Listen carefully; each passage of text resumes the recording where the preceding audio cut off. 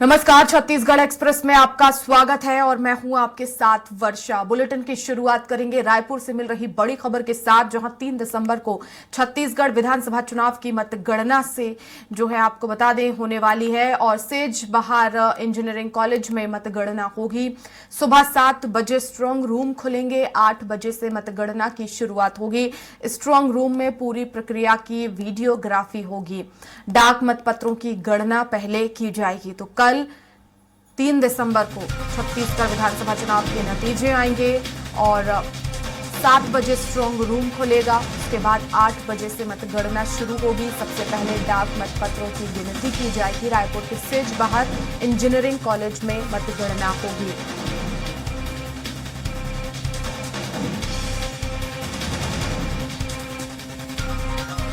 नतीजों की ये घड़ी आने वाली है और ऐसे में आज आखिरी दिन है। कल का दिन काफी महत्वपूर्ण और इस खबर पर ज्यादा जानकारी के लिए संवाददाता दिलीप साहू हमारे साथ रायपुर से लाइव जुड़ गए हैं। दिलीप, आज आखिरी दिन है और कल वो दिन आने वाला है जब चुनाव के नतीजे आएंगे। किस्मत किसकी ईवीएम में कैद हुई है ये पता चलेगा। किस तरह की तैयारियां हैं कल को लेकर? जी वर्षा, बिल्कुल कल क्योंकि छत्तीसगढ़ विधानसभा चुनाव के नतीजे आने हैं और उसको लेकर सभी जिला मुख्यालय में 33 जिला मुख्यालयों में इसकी मतगणना की तैयारी कर ली गई है। राजधानी रायपुर की बात करें तो रायपुर जिला के 7 जो विधानसभा क्षेत्र हैं उनकी जो काउंटिंग का काम सेज बहार स्थित शासकीय इंजीनियरिंग कॉलेज महाविद्यालय परिसर के जो परिसर है वहां पर इनकी गिनती होगी और उसके लिए अलग अलग जो 14 टेबल्स में गिनती होंगी। इसके लिए लगभग 1000 से अधिक कर्मचारियों की ड्यूटी लगाई गई है जो सुबह 6 बजे से ही वहां पहुंच जाएंगे और व्यवस्थाओं को दुरुस्त करेंगे। 7 बजे स्ट्रांग रूम खोला जाएगा और फिर उसके बाद पहले डाक मतपत्रों की 8 बजे से गिनती शुरू होगी। उसके बाद 8:30 बजे फिर ईवीएम के ताले खोले जाएंगे, ईवीएम की गिनती शुरू होगी। इस तरह से 7 विधानसभा क्षेत्र की बात करें, खास करके रायपुर जिले की, रायपुर उत्तर, रायपुर दक्षिण, रायपुर पश्चिम, रायपुर ग्रामीण, आरंग, अभनपुर और धरसीवा विधानसभा, इन 7 विधानसभा की जो गिनती है उसकी प्रक्रिया है वो सेज बहार इंजीनियरिंग कॉलेज परिसर स्थित जो काउंटिंग सेंटर है वहां पर इसकी गिनती शुरू हो जाएगी और इसके लिए तमाम तरह की जो हिदायत है वो दी गई है। अलग अलग चीजों की जानकारी दी। किसी जो भी अंदर मतगणना के लिए जो प्रतिनिधि रहेंगे, भाजपा, कांग्रेस सहित अन्य दलों के जो मतगणना अभिकर्ता होंगे उनके लिए भी रिस्ट्रिक्शन है अलग अलग चीजें की। हालांकि उनके मांग के अनुरूप कल कुछ छूट दी गई है निर्वाचन पदाधिकारी की ओर से कि वो जो मतगणना स्थल पर जाएंगे उन्हें पेन, कागज सहित कुछ चीजें, जरूरी सामान लेके जा सकेंगे, लेकिन मोबाइल या इलेक्ट्रॉनिक्स गैजेट की उन्हें अनुमति नहीं होगी। मोबाइल, लैपटॉप या स्मार्ट वॉच, इस तरह की चीजों को प्रतिबंधित किया गया है, वो अंदर लेकर नहीं जा सकेंगे।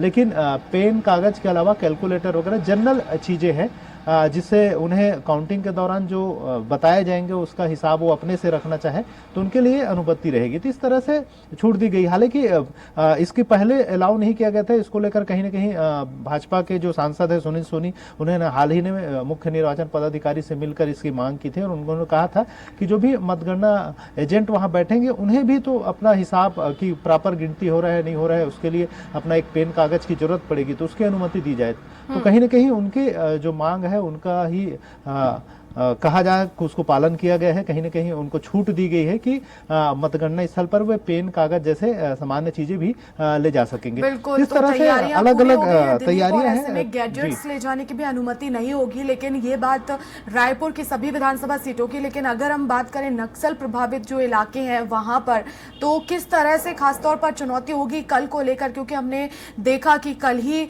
जो है वो हत्या हुई और उसके बाद पर्चे भी फेंके। तो जरूरी है कि सुरक्षा के बीच ये मतगणना हो और सही परिणाम आए। जी बिल्कुल वर्षा, क्योंकि नक्सल प्रभावित क्षेत्र है, खास करके बस्तर के जो 7 जिला है वहां नक्सल प्रभावित है। लेकिन क्योंकि जितनी जो मतगणना हो रही है वो जिला मुख्यालयों में हो रही है तो जिला मुख्यालयों में सुरक्षा बल के तमाम इंतजाम है। सीआरपीएफ के जवानों की ड्यूटी लगाई गई है। इसके अलावा केंद्रीय जो सीआईएसएफ के जवान हैं वो भी वहां मौजूद है। साथ ही साथ छत्तीसगढ़ सशस्त्र पुलिस के जवान मौजूद है और जिला प्रशासन की ओर से जिला पुलिस के जवान भी मौजूद रहेंगे। तो अलग अलग 3 लेयर की सुरक्षा व्यवस्था सभी जगहों पर उपलब्ध कराई गई है। तो कहीं ना कहीं जो भी किसी तरह की कोई दिक्कत ना हो,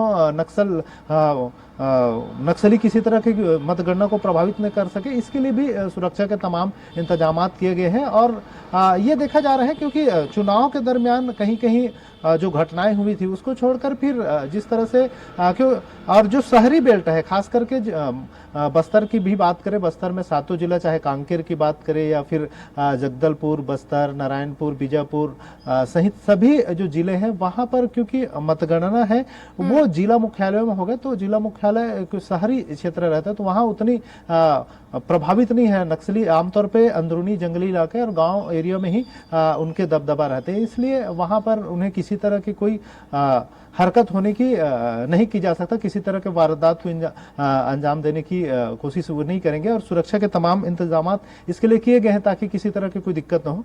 और इसी तरह मैदानी क्षेत्रों की भी बात करें तो मैदानी इलाकों में भी किसी तरह की कोई परेशानी न हो, उसको लेकर हर जगह पर सशस्त्र बल के जवान के साथ ही साथ जिला पुलिस के जो जवान हैं वो मौजूद रहेंगे।